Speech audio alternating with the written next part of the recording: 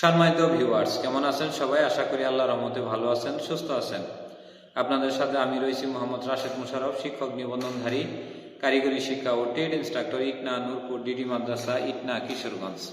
সম্মানিত ভিউয়ার্স, আপনারা দেখছেন জব টিচার্স টিভি।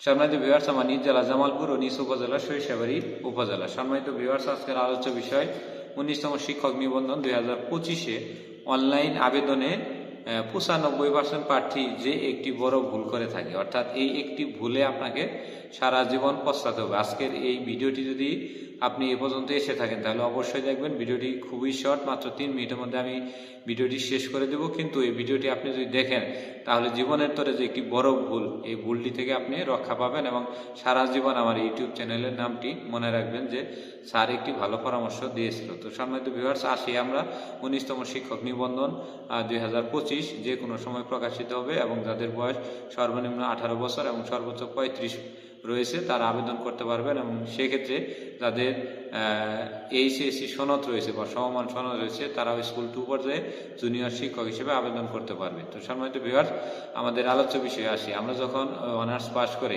আবেদন করতে যাব বা ডিগ্রি পাস করে আবেদন করতে যাব, যেমন আমার সহকারী শিক্ষক বাংলা পদে আবেদন করবো, আমি কি করলাম, একটি কম্পিউটার দোকানে গিয়ে চলে গেলাম। যাওয়ার পরে ভাই আমার সহকারী শিক্ষক বাংলা পদে আবেদন করবো, আমার আবেদনটা করে দেন। আমি আর সার্কুলার পড়লাম না, দেখলামও না। সুন্দর করে আবেদন করার সময় কম্পিউটার দোকানদার কাছে, ভাই দেখেন তো এটাই না সহকারী শিক্ষক বাংলা, হ্যাঁ আপনি আবেদন করে ফেললেন। করার পরে যখন আপনার অ্যাডমিট কার্ড আসলো, সার্টিফিকেট আসলো, তখন লেখা এসএসসি ভোকেশনাল ইনস্টিটিউট, দাখিল ভোকেশনাল ইনস্টিটিউট। অর্থাৎ আপনি সহকারী শিক্ষক বাংলা পদে যে 9ম 10ম ভোকেশনাল রয়েছে সেখানকার সহকারী শিক্ষক হিসেবে একটি সনদ পাইছেন।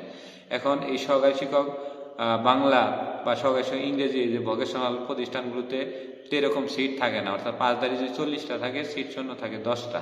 তাহলে সেক্ষেত্রে প্রায় 60 বা 70% প্রার্থী কিন্তু বেকার থাকে। অথচ আপনার বাড়ির পাশে সহকারী শিক্ষক বাংলা পদে জেনারেল স্কুলে অনেক পদ খালি থাকে, পাঁচধারী নাই। যেমন আমরা 5ম গণবিজ্ঞপ্তিতে দেখেছি অনেকগুলো পদ খালি, পাঁচধারী নাই। তো সেই হিসেবে আপনি কিন্তু সারা জীবন আফসোস করবেন, কারণ ওই সনদ দিয়ে স্কুলে আবেদন করলেও একই সিলেবাস, একই পড়াশোনা, কিন্তু নিয়মের কারণে শুধুমাত্র আপনি মার খেলেন। অর্থাৎ সেক্ষেত্রে আপনাকে অবশ্যই দেখতে হবে যে আমি যখন অনলাইন আবেদন করব তখন শিক্ষা প্রতিষ্ঠানের ধরন কি দেওয়া রয়েছে। শিক্ষা প্রতিষ্ঠানের ধরন নিম্ন মাধ্যমিক বিদ্যালয়, মাধ্যমিক বিদ্যালয়, উচ্চ মাধ্যমিক বিদ্যালয়, দাখিল মাদ্রাসা, আলিম মাদ্রাসা, ফাজিল মাদ্রাসা এবং কামিল মাদ্রাসা, এই কয়টা জিটির ভিতর লেখা থাকবে, আমি ওর ভিতরে আবেদন করবো। আর যেখানে এসএসসি ভোকেশনাল ইনস্টিটিউট এবং দাখিল ভোকেশনাল ইনস্টিটিউট লেখা রয়েছে সেইখানে ভুলেও আবেদন করা যাবে না। আর আবেদন করলেন তো আপনি পাশ করে একটি বেকার তৈরির কারখানার মধ্যে পড়ে গেলেন, যে বিষয়টি অনেকে বলে না, অনেকে জানেও না, অনেকে দেখেও না। এজন্য নিজে আবেদন করার সময় নিজে যাবেন, নিজে দেখবেন। যদি কোনো বুঝতে সমস্যা হয় আমাদের কমেন্ট করবেন, কিন্তু রাতে 2টার সময় কমেন্ট করলে কিন্তু আমরা 10টার আগে কমেন্টের উত্তর দিই না। সেজন্য সকাল 8টা 9টার পরে থেকে আপনার যে কোনো সময় কমেন্ট করলে আমরা তাৎক্ষণিক উত্তরটি পাই বা উত্তরটি দিতে পারি, কিন্তু পরবর্তী অপেক্ষা করা লাগে। এই জন্য এই ভিডিওগুলো আমরা আগে দিলাম যাতে আপনারা এই ভিডিওগুলো দেখে আপনারা ইন্সপায়ার পান এবং আপনাদের ভুল ত্রুটিগুলো আগে যেন পরিলক্ষিত হয়। কারণ অনলাইন আবেদনের সময় দেখা যায় যে আপনারা অনেক ব্যস্ততা থাকবেন, তখন আর এই ভিডিওগুলো শোনার মতো সময় থাকবে না। তো যারা এখন সময় রয়েছে তারা আগে শুনে নিলেন, এই ভুলটি করবেন না। অর্থাৎ আপনি ভুলেও কখনো যখন অনলাইন আবেদন করবেন, আবেদনের সময় এসএসসি ভোকেশনাল ইনস্টিটিউট এবং দাখিল ভোকেশনাল ইনস্টিটিউটে আবেদন করা যাবে না। অর্থাৎ আপনার ক্রমিক নং 1-এ যেমন বলা রয়েছে তার পাশে থাকবে ক্রমিক নং 2। আবার যদি ক্রমিক নং 3 যেখানে স্কুলে কত বলা হয়েছে 4 নম্বরে থাকবে ক্রমিক নং 4-এ হলো ভোকেশনাল মাদ্রাসা বা ভোকেশনাল স্কুল দেওয়া থাকবে।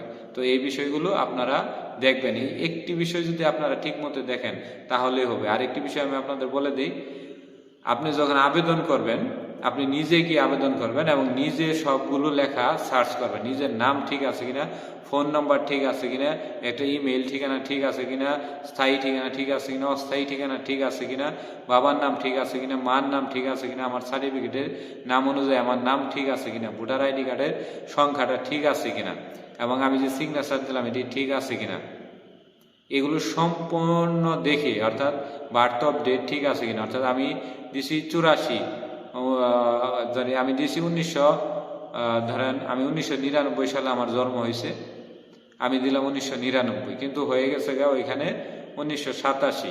বা ওই 9-এর জায়গায় 0-8-1980 এসে পড়ছে। তো এরকম ভুল যদি হয়ে থাকে তাহলে কিন্তু আপনি পরবর্তী সময়ে যায় এগুলোর কারণে আপনি ফেল করতে পারেন ভাইভাতে।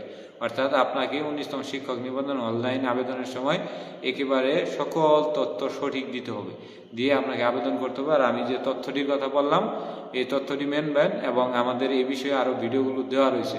এই ভুলগুলো যদি না করেন তাহলে আপনি সারা জীবনের জন্য আপনার একটি যে প্রতিষ্ঠানে চাকরি হবে এবং ভাইভা দিয়ে রিল্যাক্স থাকবেন, না হলে টেনশন আর টেনশন, এই বুঝি ভাইভাতে আমার ফেল দিব কিনা, এইখানে ভুল হয়েছে ওইখানে ভুল হয়েছে, এই ভুল করা যাবে না। তো আশা করি ভিডিওটি বুঝেছেন। ভিডিওটি ভালো লাগলে অবশ্যই লাইক কমেন্ট শেয়ার দিতে ভুলবেন না।